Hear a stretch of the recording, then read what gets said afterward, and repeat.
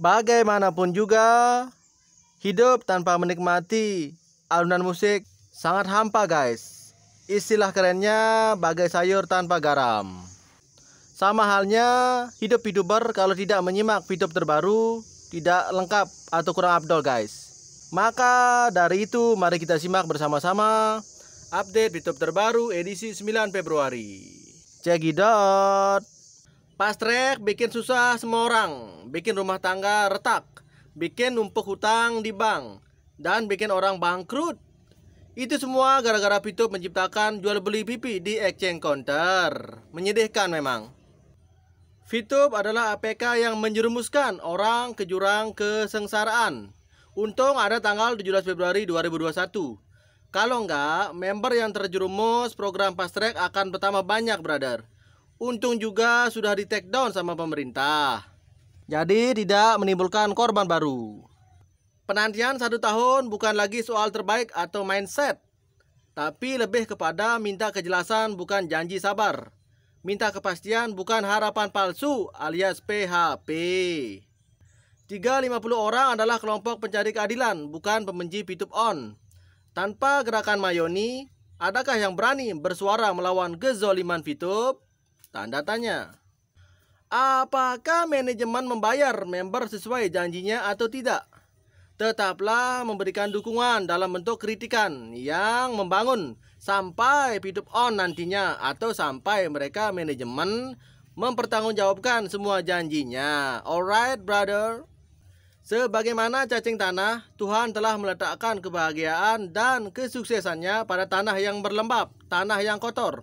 Namun jika cacing tersebut mencoba mencari kebahagiaan dan kesuksesannya di luar dari kodratnya yang telah Tuhan tentukan, maka cacing itu akan terpanggang sinar matahari, dimakan ayam dan mati binasa. Demikian juga Tuhan telah meletakkan kebahagiaan dan kesuksesannya pada burung.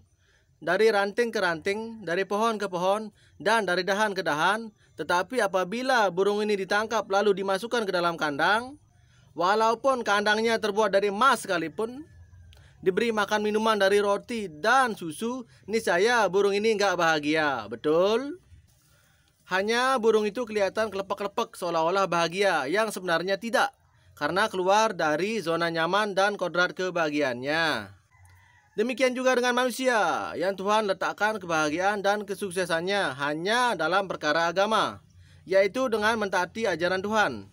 Apabila manusia mencoba-coba mencari kebahagiaan dan kesuksesannya di luar agama, maka akan binasa atau diliputi berbagai masalah yang akan menjerat dirinya. Apapun bentuk kehidupannya, hiduplah dalam keadaan memiliki hubungan baik kepada Tuhan, agar menjadi hamba yang beruntung dan selamat. Emangnya SPI bukan pemerintah ya? Emang bencana hanya pada kerusakan alam saja? Justru bencana ketika negara kita diserang aplikasi Ponzi dan money game adalah bencana sangat besar karena ini terkait dengan kedaulatan ekonomi bangsa. Kalau bukan kita, siapa lagi? Kalau bukan sekarang, kapan lagi? Nasionalisme itu perlu brother, bukan hanya cuan semata. Bagi sedulur pedagang, semoga dagangannya laris manis. Bagi sedulur karyawan, semoga dilancarkan kerjaannya. Bagi yang belum kerja, semoga segera mendapatkan pekerjaan baru, ya kan? Bagi sedulur tani, semoga tanamannya baik dan berhasil panennya. Bagi yang sedang di perjalanan, semoga selamat sampai tujuan. Dan semoga sedulurku semuanya diberikan kesehatan, kemurahan rezeki, dan berkelimpahan. Pokoknya sogeh kabeh. Semua hajat terkabul, selamat dunia dan akhirat. Amin amin ya robbal alamin. Lanjut. Next, motivasi hidup. Jangan pernah menyerah, semua ada solusi dalam hidup. Kita bisa berubah jika kita mau mengubah diri kita. Ada kebaikan di balik yang tidak kita sukai. Kita pasti sanggup. Ada kemudahan bersama kesulitan. Takwa dan tawakalah. Dalam dunia bisnis, jika Anda tidak pintar jualan seperti saya, ada peluang yang tetap bisa menghasilkan omset besar seperti orang-orang yang jago jualan. Lalu apa itu network marketing? Anda bisa beromset ratusan juta bahkan miliaran walaupun jualan Anda nggak sampai jutaan, bahkan nggak jualan sama sekali. Loh kok bisa? Semua itu biar Anda nggak pusing mikirin strategi cerdas jualan via offline, online, web, CEO, Facebook, Instagram, Twitter, YouTube, TikTok, Line, WA, dan lain-lain. Kesuksesan itu datangnya dari rasa ingin tahu, konsentrasi, ketekunan, dan kritik diri. Tunggu dipanggil baris krim aja. Toh bagi saya sudah scam, mau on sekalipun dengan kondisi perekrutan member baru dihentikan oleh pihak berwajib. Tentu member lama tak akan bisa menjual semua uang monopoli yang dimilikinya di aplikasi itu. Kenapa nggak kerjasama sama game yang pakai chip saja? Setidaknya pipi laku sesama peminat chip, kan lumayan tuh.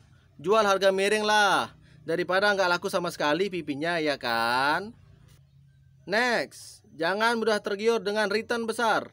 Ciri-ciri bisnis scam. Pertama, kalau nulis pasti typo atau salah ketik.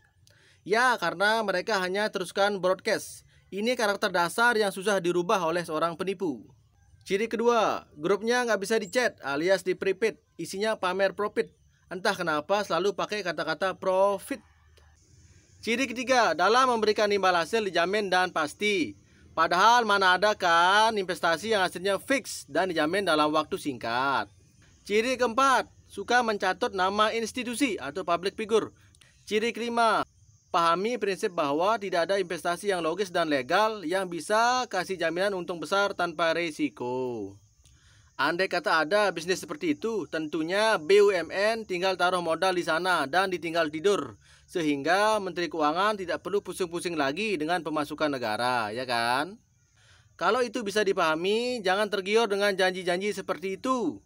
Titip dana ke keluarga saja uangnya bisa tidak kembali, apalagi titip dana ke orang asing di internet. Ketika impian itu ditanam di hati apalagi sampai menjiwai, pasti bisa menyentuh langit, ya kan? Lanjutkan tema selanjutnya, pengusaha muda. Miskin itu karena mengabaikan peluang emas berkali-kali. Selain mengabaikan peluang, orang miskin, tepatnya yang bermental miskin, sering meremehkan uang. Orang kaya tidak pernah menghina atau meremehkan uang, tetapi entah kenapa, sebagian orang miskin malah berkata uang itu tidak penting. Aneh memang. Satu lagi, orang miskin menunggu kaya untuk berbagi, padahal berbagi ya berbagi saja. Setelah berbagi justru akan lebih mungkin untuk dikaruniai kekayaan yang lebih. Pada akhirnya jadilah orang kaya, tepatnya bermental kaya. Saya harap Anda setuju dengan saya. Lanjutkan tema selanjutnya, jangan benci dunia. Dunia ini tempat kita bersujud, tempat kita menanam. Demikianlah kata Gus Baha. Nikmat akhirat apapun yang ingin kita petik harus kita tanam sejak sekarang di dunia ini. Dan di hati manusia memang sudah terinstal rasa senang atas dunia. Senang melihat ladang dan kuda. Kalau zaman sekarang senang melihat rumah dan mobil, ya wajar. Rasa senang itu pasti ada, brother. Maka segera diingat, itu semua dari Tuhan. Dan gunakan sesuai kehendak Tuhan. Jangan sampai itu semua membuat kita lalai sama Tuhan. Seorang santri pernah berkata, "Aku benci dunia." Lalu gurunya bertanya, "Apakah engkau juga membenci diriku?" "Jangan salah, aku, ibumu, dan ayahmu adalah bagian dari dunia ini. Boleh engkau cintai karena Tuhan."